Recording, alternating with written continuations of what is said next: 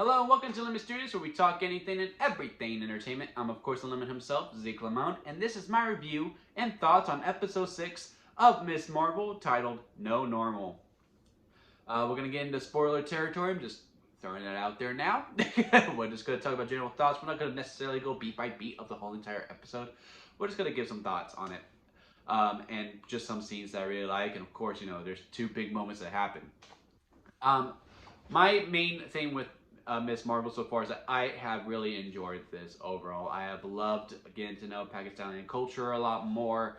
And I like the whole coming of age type vibe that this has. I love Kamala. I love all of her friends. And I liked how, they went to other locations. The only gripe that I've really had with this season so far was episode 5.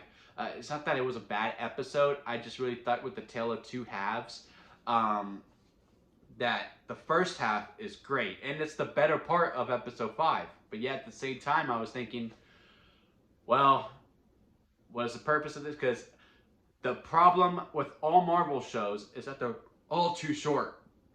Is because they're all about 6 hours long. So they're mainly about 6 episodes. Only WandaVision and What If had 9. And I really actually think WandaVision did it better than all of them so far. I think that's the only show so far that has really stuck the landing. Part of this episode does suffer from six episode itis, where like some things were just shoehorned or rushed in. It was just press the go button because like, yeah, this is the finale and we didn't get through all these things.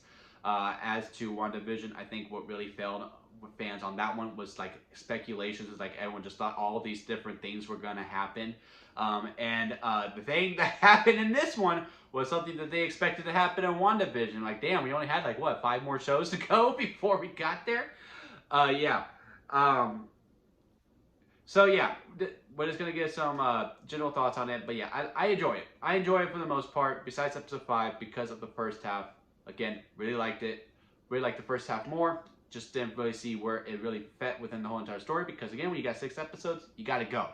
And I think for the most part, my suspicions were, my concerns were validated.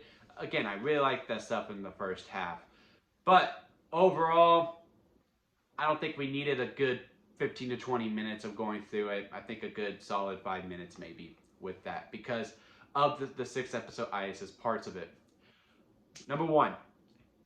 That one, the TikTok girl. I don't remember her name. She just randomly shoehorned herself into the friend group. Like, she literally had a scene at the NDA. And, like, no, she saved my life and all this stuff. We don't see her for 4 whole episodes. Just gone. Like, she's not on her own journey trying to figure out who she is. Like, we did not have this S1XE plot where, like, who is Miss Marvel or Nightlight? Whoever it is. She just like, yeah, I knew this all the time. Like, that was big time 6 episode itis. Come on now. 2. When, crap. I can never remember his name.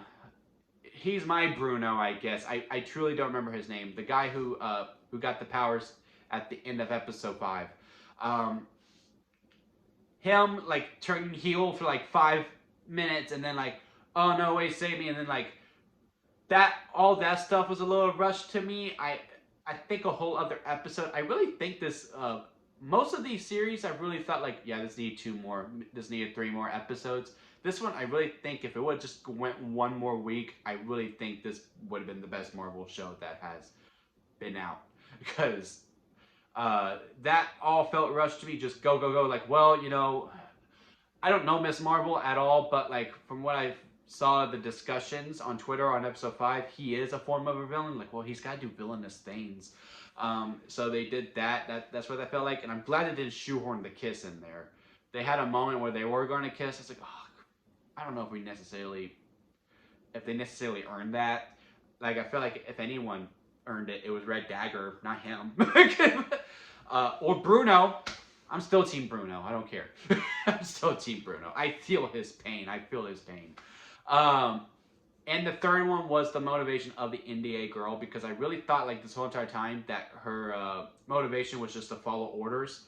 Yeah, there's kids, they shouldn't have powers. You know, that's said in the episode, which is, alright, cool. So, again, thinking her motives are just to follow orders. Then she goes and disobeys orders because she has to get these kids. And I just don't know what her clear motivations were, because they also add these themes of, like, you know, there's segregation against Pakistani people, which unfortunately there still is. And I think that is a very good thing to deep dive into.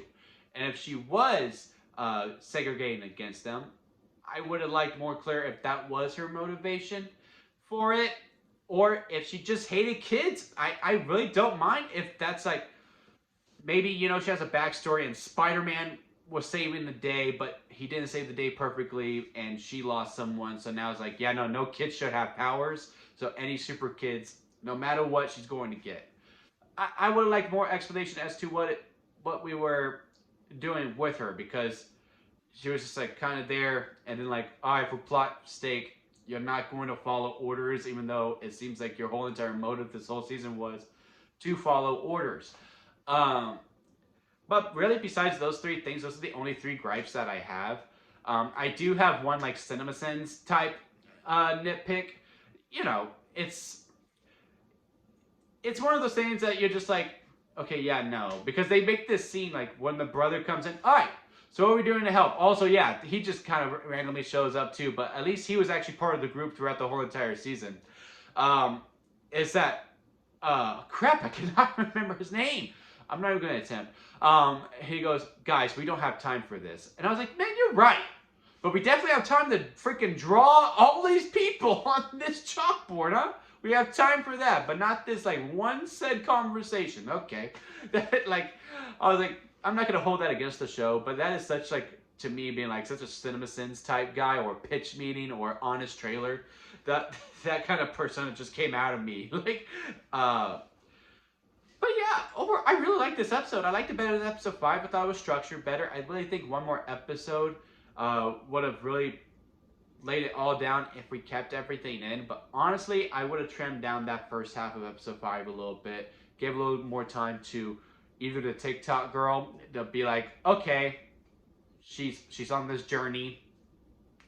Cool, all right, that makes sense.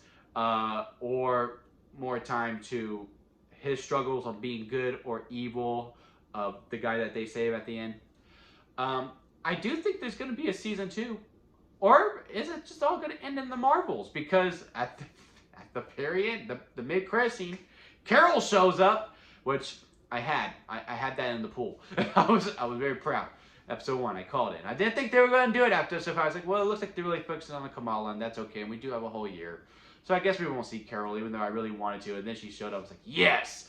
But let's get into the main thing that everyone is excited about. Mutant was finally discussed in the Marvel show.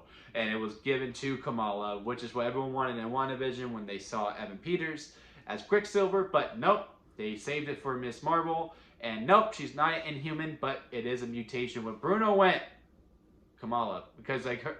Obviously, the family would be like, well, do we have powers? I mean, if it's genetic, we got powers too, right?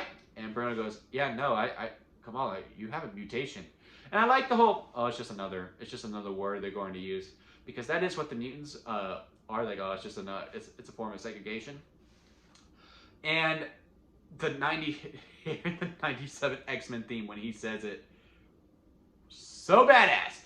And what makes me so relieved is that I feel like we finally took a step truly forward with this. Now, by next year, if it really means nothing and we don't have more mutant properties announced, then, you know, I'm going to feel stuck again like I have been feeling with the Marvel shows and movies up to this point. Because like every time I think we're moving forward, like we did with Loki, then it's just like, okay, now we're at a standstill. Or if I really thought we were going to move forward with Multiverse of Madness, no. Same with Thor. This one, I feel like, okay, yeah, we're taking more of a step forward, which really relieves me, because I've had a really mixed relationship with Phase 4 so far. But this leans it more into a better direction. Where would I rank this among all the others? I really don't know. It's up there. It might be 2. It's 2, 3, or 4. My top 4. 1 is WandaVision. 1 is WandaVision, still. But 2, 3, and 4, it's a fight between Loki, Hawkeye, and, well, no. Loki, Hawkeye, Moon Knight, and Miss Marvel. All 4 of those could really battle it out and rank differently throughout my mood. I rewatched Loki recently because I remember after watching that one, I wasn't the hugest fan of it. But after the rewatch, I thoroughly do. I don't know. Maybe I just was in a bad mood those 6 weeks. I don't know. but yeah, those are my thoughts on Miss Marvel finale. What are your thoughts? Comment below. Let me know. And what are your thoughts on the whole show as a whole? I really enjoyed it. I had a lot of fun with Miss Marvel, quite a bit.